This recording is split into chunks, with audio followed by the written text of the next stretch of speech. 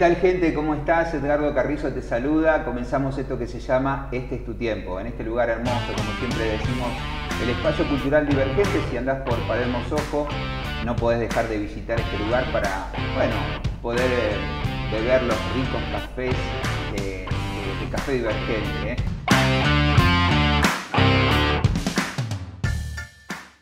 Hoy estamos muy contentos porque estamos haciéndote compañía una vez más y como siempre la invitación es para que puedas conocer gente y bueno, por lo menos a ver si podemos aprender algo, que siempre podemos aprender algo. Hoy estamos con una invitada muy especial porque vamos a hablar un poco de la ayuda social, pero también de lo que es la política y qué es la política. Y es importante que uno se pueda involucrar, porque hoy estamos escuchando ya lo que hace varios años venimos escuchando, que se vayan todos, pero si se van todos, ¿quiénes quedan? Y pueden venir alguien que sea mejor, o si por ejemplo vos estás disconforme con la política, ¿por qué no nos podremos involucrar, ¿no? Así que hoy está con nosotros Ailén Didío. ¿Cómo estás? Bienvenida a Este es tu tiempo. Muy bien, muchas gracias por la invitación. Nunca hablé tanto en la presentación, pero bueno, ¿viste? Hoy daba como para poder hablar. Contanos un poco, ya vamos a llegar al tema de la política, en qué partido estás, pero contanos acerca de un poquito de vos y yo he leído algo de tus comienzos en cuanto a un bisabuelo que vino, no sé de dónde. ¿Cómo fue esa historia familiar?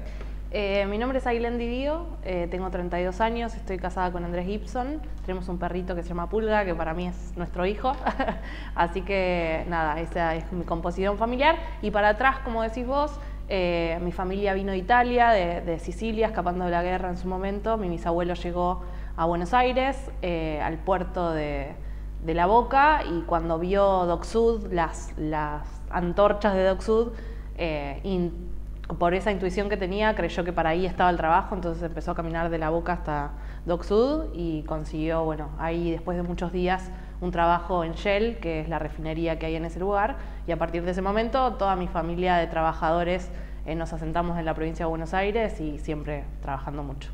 Trabajando mucho. ¿Y cuándo se te dio esto de lo social? ¿En la niñez ya te gustaba? ¿Cómo fue eso? Sí, yo participo de una iglesia, Cristo para Todos Adrogué, también de zona sur, desde muy chiquitita, y a los 13 más o menos, nada, ese sentimiento en mi corazón de que la realidad no estaba buena y que había que cambiarlo, hizo que empezáramos con una amiga a repartir comida a la gente que estaba en situación de calle en la Plaza Brón y en la estación, que dormían en la estación, así que llevábamos sanguchitos que nosotras armábamos a la noche, y después de eso, unos años después, insistí con la iglesia que teníamos que abrir un comedor y abrimos algo que aún hoy se llama El Semillero, que es un centro para personas que necesitan para comer, pero que también se da apoyo escolar, oficios, charlas de sanidad, y van médicos, odontólogos, etcétera. Se hace un trabajo bien integral sobre la vida de esas personas, que en Adrogué son de un barrio popular, de una villa que está atrás del Carrefour, que se llama Betarra. ¿Y eso qué edad tenías cuando empezaste? Y a los 13 con los sanguchitos, y más o menos a los 15 ya con el semillero. Era muy chiquita. ¿Y quién fue que te llevó a eso? ¿Es en tu casa, en la iglesia? ¿Cómo te llevó a tener ese sentir por el prójimo? Yo siento que cuando uno tiene una relación personal con Dios, es muy difícil pasarle por al lado a alguien que tiene necesidad y que no te duela, digamos, o por lo menos esa es mi experiencia, ¿no? Como salir del tren y ver que había una persona que necesitaba, me llevó a decir, bueno, ¿cuáles son los medios que puedo tener para ayudarlo?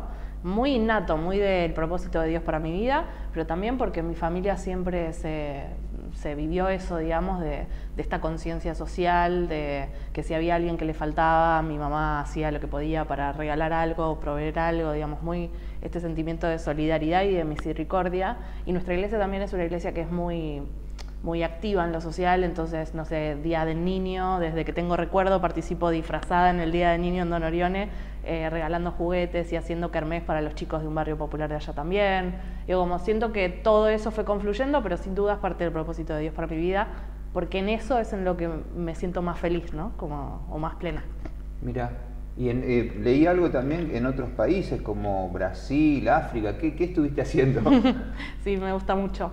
Desde la iglesia participé en muchos viajes misioneros en toda la Argentina, primero, digamos, como desde muy chiquitita. Sí. Y después siempre soñé con ir a África, soñaba con ir a África y junté plata un montón de tiempo y me pude terminar yendo a un viaje misionero, pero que también era, digamos, era con una organización que no era cristiana, porque no encontré cristianos que fueran a África en su momento. Entonces había una organización que se llama Cooperating Volunteers, que está en todo el mundo y que tiene sede en España, que con ellos hice el viaje de voluntariado a África. Estuvo muy bueno. Ese año fueron 3 meses juntos, digamos, que primero me fue 1 mes y medio a Brasil y después me fui a África. A Brasil porque había ganado un premio de IESEC, que también es una organización internacional de jóvenes estudiantes, y cuando lo gané lo que hicieron fue pagarme el viaje, digamos, yo solo me tuve que pagar el viaje y allá me pagaban la estadía y todo, con una familia que vivía en una favela. Y yo trabajé en una favela 1 mes y medio hablando sobre derechos humanos, inclusión. Era una favela muy interesante eso porque nunca... En esos viajes viví cosas que acá en Argentina no se viven y que está bueno como para abrir más la cabeza. En Brasil... ¿Las favelas vendrían a ser como unas villas de acá, de Argentina? Exacto. Son en general en morros, quedan altas, digamos, porque ahí la diferencia... Fui a Salvador de Bahía.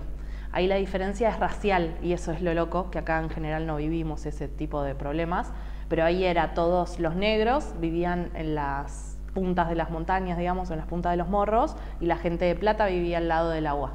Entonces esa diferencia hacía que a medida que vos ibas subiendo, iba aumentando el nivel de pobreza, de violencia, de discriminación. Fue muy loco eso y estuvo muy bueno que esta organización me llevó con una familia local, entonces entraba y salía con ellos y eso es parte de una estrategia, digamos, como para entrar a estos barrios.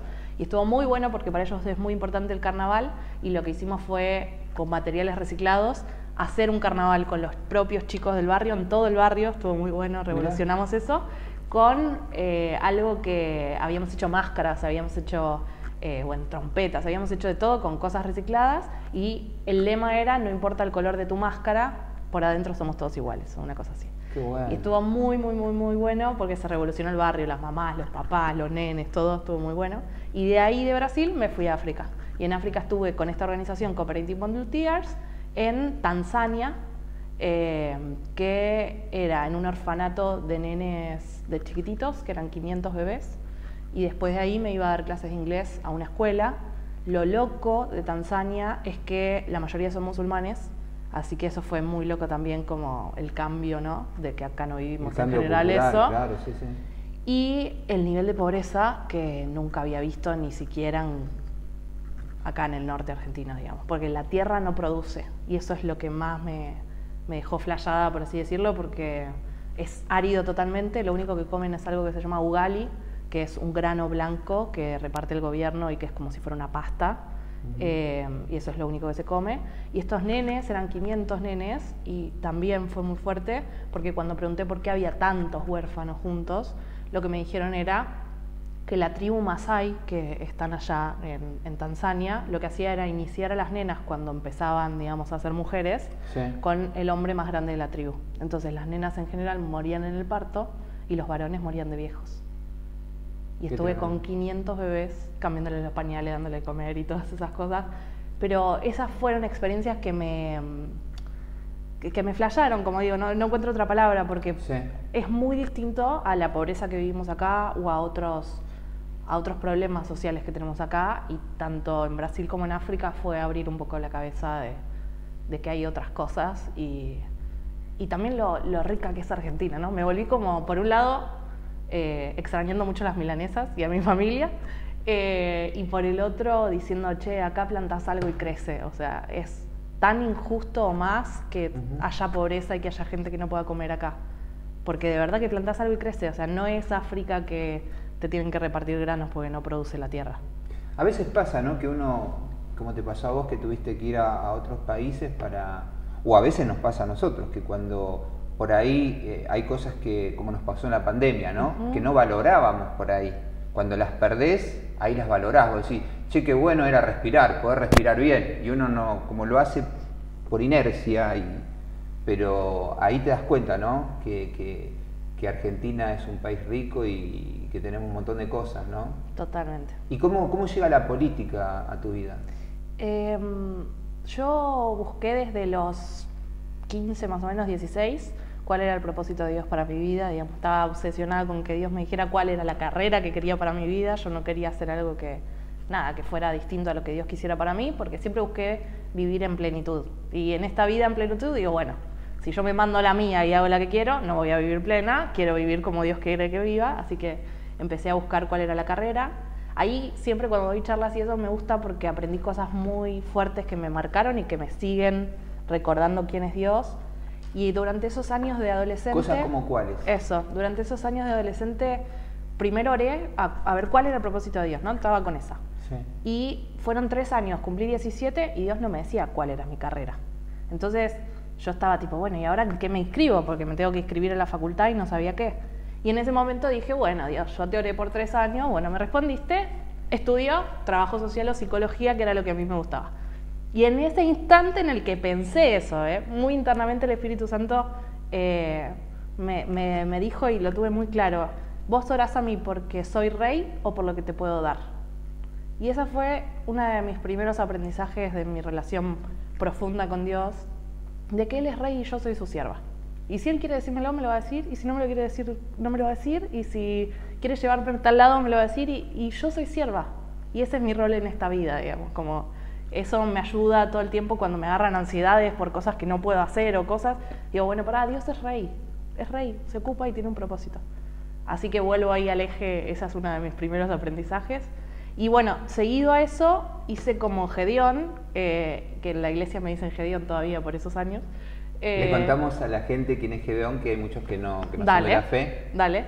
Gedeón es una historia bíblica que si quieren la pueden googlear, ahora con Google se puede todo, que había puesto como vellones, que son como si fueran algodones, y él le había pedido a Dios que si llovía estuvieran secos y que si no llovía estuvieran mojados. Entonces eran como pruebas de la manera de Gedeón de relacionarse con Dios y con lo que quería Dios de él. Y en esos años lo que hice fue decirle, bueno, Dios, mira, yo quiero estudiar en la Universidad Nacional de Lanús porque me queda cerca, yo soy de zona sur, así que no quería ir a Capital, me daba miedo Capital, era chiquita, así que le dije a Dios, quiero estudiar en la Universidad de Lanús, si tiene inglés que me ayude porque soy un queso, y por el otro lado, si era de noche, que hubiera algún compañero que viviera cerca para no volver sola de noche, digamos. Muy mente conurbana, de inseguridad y ese tipo de cosas. Claro. Y esas eran mis vellones, tal cual. Claro. Y fue muy loco porque cuando empecé a orar en esa dirección, lo primero que se me vino a la cabeza fue Relaciones Internacionales, que no sabía qué era, lo googleé y se abría ese año la carrera de Relaciones Internacionales en la Universidad Nacional de Lanús. Muy loco. Ese año se abrió. Justo. Muy loco. Después tenía que tener inglés y yo siempre era un 10 en todo menos en inglés, que me sacaba 7 rasposo. Y fui a una clase y estudié igual que siempre y la profesora me dijo, Ailén, ¿qué te pasa que estás hablando como una nativa en inglés? Y otro vellón de Dios contestado, otra prueba de Dios contestada. Y lo tercero, ese año también una compañera mía de la iglesia conoce un chico con el que después se terminó casando, que vivía a la vuelta de mi casa y que iba a estudiar Relaciones Internacionales. Así que con todo eso yo supe que era Relaciones Internacionales la carrera de Dios para mi vida, empecé a estudiarla, fue muy difícil porque como éramos la primer camada, si éramos menos de 3 no nos abrían materias, entonces se me retrasó un poco la carrera porque no nos abrían materias, así que fue luchada. Y en el medio de eso, cuando termino y me recibo, yo trabajaba en un shopping, en el shopping de Adrogué, en el Boulevard Adrogué, sábado, domingo, feriado, en un comercio. Y le digo a Dios, bueno, pero ya estoy recibida y trabajo acá. O sea, ¿este es tu propósito? Que yo esté recibida y que trabaje en un shopping. O sea, esa era mi llanto, de verdad que lloraba por eso. Y mi mamá me dijo algo muy claro, que es otro de los aprendizajes, y es, ¿vos crees que si Dios te mandó ahí no te va a dar los contactos? Él es el Dios que todo lo puede, y todo es contactos incluidos. Y a partir de ahí fue muy loco también porque veo el poder de Dios en cada una de estas cosas. Hizo un clic ahí. Un clic, porque era como, claro, no estoy creyendo que Dios es todopoderoso, no me había dado cuenta de eso. Y lo es, y nada, un mes después de eso, ponerle ahí al corto tiempo, en una situación muy extraña de que se murió mi líder de la iglesia muy de un día para el otro y fue muy feo. En el velorio aparece Daniel Arroyo, que en ese momento era profesor universitario, pero que había sido ministro de Desarrollo de la Nación, de Desarrollo Social de la Nación. Aparece en ese velorio porque conocía a una persona de que no sé qué, imagínate, Daniel Arroyo en Bursaco, que no, nada que ver. Sí. Y alguien de la iglesia dice, ella está recibida y quiere trabajar en la política, en lo público. Y él me dice, mirá, yo no tengo plata, pero si querés puedes venir de asistente mía. Y así que empecé a trabajar con él, ese salto al vacío de que de repente cobraba un sueldo. Estaba triste en un shopping, pero cobraba un sueldo. Y de repente iba a Don Oren a acompañarlo a Daniel. Ese fue otro salto que en general les cuento a los adolescentes porque a veces parece que si no tenés todo servido no es por ahí. Pero yo estaba segura que Dios me decía que era por ahí, solo que tenía que dar el salto al vacío. Y lo di y trabajando ahí con Daniel, conozco a Gabriel Raida, que no lo conozco por la iglesia, sino que lo conozco por Daniel Arroyo, muy loco. Y cuando lo conozco, estuve un año trabajando con Daniel a Don Oren, y Gaby me dice, Aylu, ¿querés venir conmigo? Macri presidente, le habían dado a Gabriel Raida una dirección nacional de delito y violencia, y me dice, mirá, si querés, puedes venir como asistente técnica de la dirección y tenés que ir por todo el país haciendo un programa que se llama Barrios Seguros, que era, ahí obviamente que me fui con Gaby y ahí empezamos una amistad y cosa pública y un montón de cosas más que después te puedo contar, pero en ese momento me fui como asistente técnica de seguridad, en la cual lo que hacíamos era ir a distintos barrios vulnerables de la Argentina. Me acuerdo muy patente uno en Alto Verde, Santa Fe, que lo que hizo la justicia fue sacar al narco de ese lugar, que era Alto Verde, y nosotros como asistentes técnicos lo que teníamos que hacer era ver qué necesitaba ese barrio para que esa casa se reconvirtiera en algo que necesitara el barrio.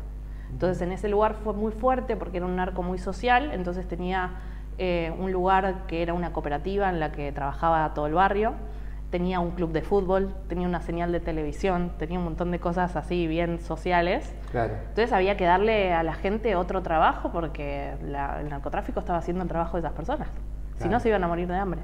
Y lo que terminamos haciendo estuvo muy bueno porque hablando con todo el barrio, terminamos convirtiendo la Casa del Narco en un club, porque tenía una pileta gigante, así que lo terminamos convirtiendo en un club para los chicos.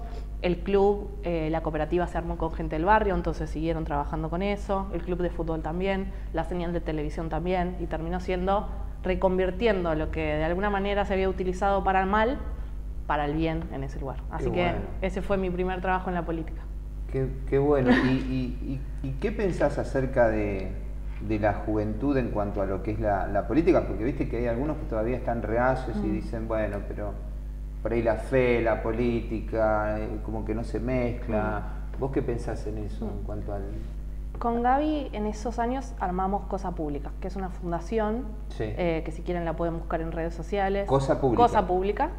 Y lo que hacemos es abrirle camino a jóvenes cristianos de distintas iglesias a lo público. O sea, Gaby y yo sufrimos mucho porque no tuvimos al principio ningún contacto para entrar y fueron años de que Dios hiciera esos milagros, pero ahora no necesitamos este tipo de milagros, digamos. Ahora Dios ya nos puso a nosotros para abrir camino para el resto de las personas que vengan detrás, así que con Cosa Pública hacemos eso, vamos iglesia por iglesia contando que somos cristianos, que estamos en la política, somos más de 60 en el Ministerio de Desarrollo Social hoy. Siempre cuento lo mismo, con lo que yo hacía en la iglesia llegaba a unas 500 personas. Con los procesos de integración social y urbana que hicimos en la ciudad de Buenos Aires llegamos a más de 30.000 familias. Digamos, eso es lo que puede hacer la política. Si vos, cristiano comprometido, te metés en un clima de siempre lo mismo, yo no creo en llaneros solitarios, creo en el reino de Dios y es en la iglesia. Entonces, para mí es muchos juntos, somos alrededor de 60 jóvenes profesionales, que lo que hacemos es todos los días llevar luz a esos lugares con compromiso, sin corrupción, sin robarnos plata, y todo eso hizo que más de 30.000 familias fueron beneficiadas por la tarea que hacemos todos los días. Y eso me parece que es lo que nos tiene que motivar como cristianos. No importa dónde te quieras meter, metete en el partido que quieras, pero sí metete, porque si estamos como estamos y que nos quejamos de la política y que se vayan todos, como dijiste antes, es porque no hubo personas comprometidas con otros valores desde adentro cambiando las cosas. Como, por cómo soy yo, no puedo estar en mi casa quejándome y que se vayan todos, sino que soy de la generación que quiere hacer algo para cambiar la realidad. No me gustaría irme del país, digo, me parece que este es un país rico, como te decía al principio, que tenemos todo para crecer y que lo que hace falta es que cristianos comprometidos nos metamos a cambiar las cosas desde adentro. Esa es un poco mi visión al respecto. ¿Y tenés alguien para contar, así algún testimonio que vos digas, mirá, tal persona se metió y pasó esto? ¿Tenés algo de eso? Sí, miles. Ahora soy candidata a senadora provincial. Sí. la verdad es que fue un montón eso, y en la campaña que estuvimos por toda la segunda sección electoral, porque es por la segunda sección electoral que soy candidata, fuimos con Andy, mi marido, y con otros chicos del equipo, lugar por lugar, y pasaron cosas muy locas, que siempre lo que estoy diciendo es que me parece que es como si Dios me pusiera amiguitas como Hansel y Gretel, como diciendo, sí, estás por el lugar adecuado, seguí caminando, ¿viste? Porque uno de los primeros lugares era Ramallo. Yo sabía que yo fui segunda candidata primero, ahora voy por el cierre de listas y todo eso, quinta. Pero yo sabía que a la que habían puesto segunda, antes de ponerme a mí, estaba en Ramallo. Entonces dije, voy a ir a Ramallo y me van a odiar porque la bajaron a esa mujer para que yo vaya a segunda. Yo no hice nada, o sea, lo organizaron ahí para que yo esté, pero bueno, me iba a odiar a mí, claramente. Cuando fuimos, fue muy loco porque estaba la persona que la habían bajado para que yo fuera segunda.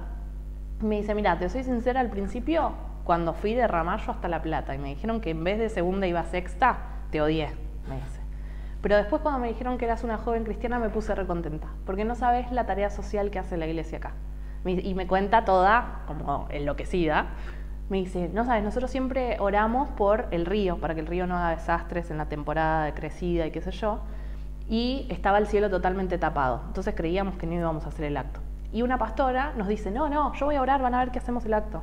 Me dice, y cuando oró ella se abrió el cielo y pudimos hacer el acto y no sé qué, estaba flasheada por eso ella, y eso hizo que a mí me abrieran en el camino y no me odiara. Eso fue una locura.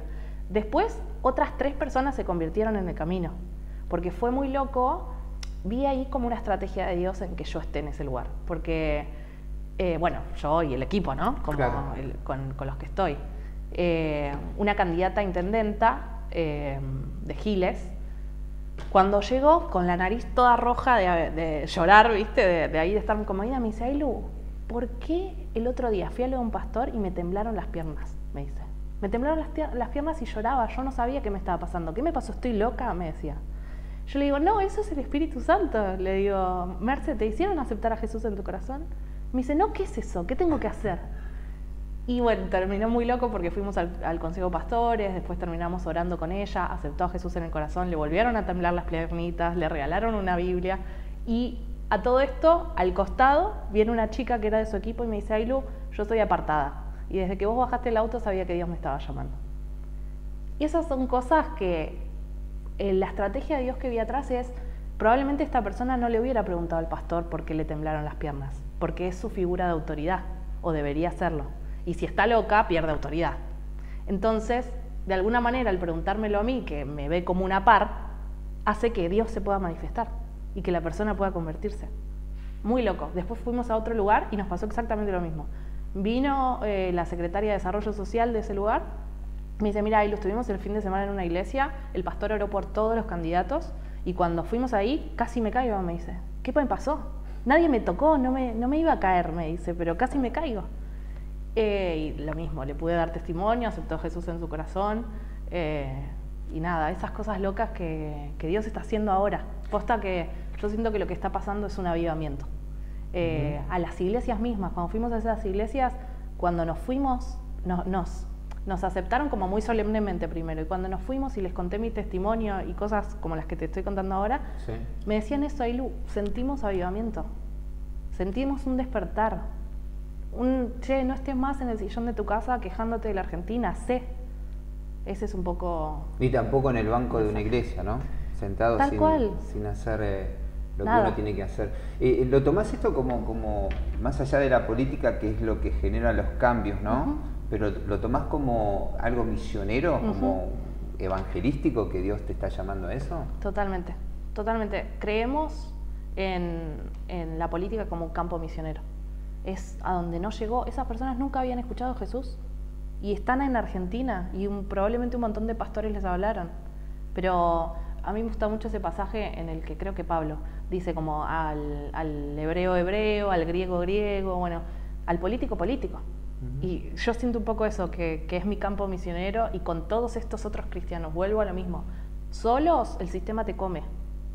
Juntos es más difícil decirle o proponerle una coima a 60 que están juntos y que sabes sus valores, que a uno solito y bueno, capaz se cae.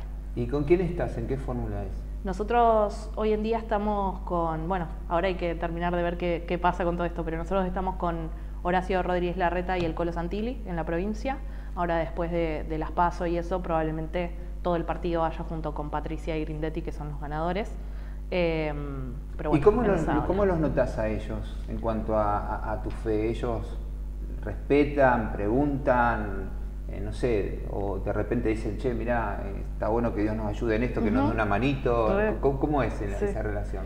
Fue muy loco porque yo a Diego el Colo Santilli no lo conocía tanto, sí, capaz un poquitito más a Horacio, porque laburó hace 8 años en el gobierno de la ciudad en distintos roles, en distintas gerencias. Entonces desde la gestión yo lo conocía a Horacio, pero al Colo Santilli no lo conocía.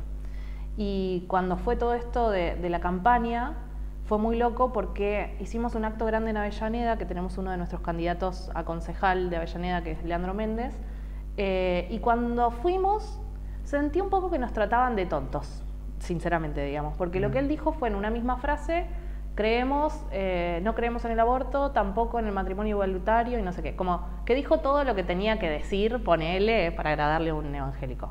Y yo sentí que ahí nos estaba menospreciando, porque no crees entonces que somos personas pensantes, que pensamos un poco más que esos 3 temas y que podemos tener hasta disimilitudes en esos 3 temas. Y cuando nos fuimos de ahí, yo tuve la oportunidad de decírselo y decirle, che, me parece que no va por acá el mensaje. Y semana siguiente, fue un jueves, fuimos a Esteban Echeverría a un comedor cristiano, que le fuimos a mostrar qué era lo que hacíamos. Y en un grupito como de 25, noté que a Diego se le conmovió el corazón al escuchar historias de personas que salieron de las adicciones a través de Dios, digamos, y de lo que hizo la iglesia. Y él dijo, a mí todo el tiempo me quedó muy marcado en mi corazón. Él estaba en desarrollo social hace muchos años en la ciudad y siempre cuenta del señor Topo, que era un señor que vivía abajo de la plaza que está enfrente del Colón, y era un panadero que se había fundido, había perdido su familia y se había ido a vivir ahí abajo. Y él, siempre conmovido por esa historia de que intentó sacar al topo del agujero y el topo volvía al agujero, intentó sacarlo y volvía al agujero.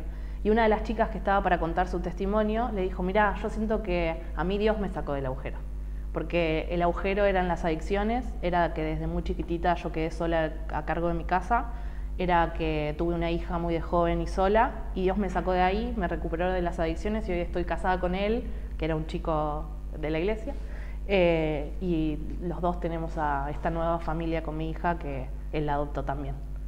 Y ahí el Colo Santilli hizo como la cara de desconcerto. Flashó, porque era como si todo esto que él tuviera en su corazón de cómo sacar al topo adelante se hubiera materializado en eso, ¿entendés?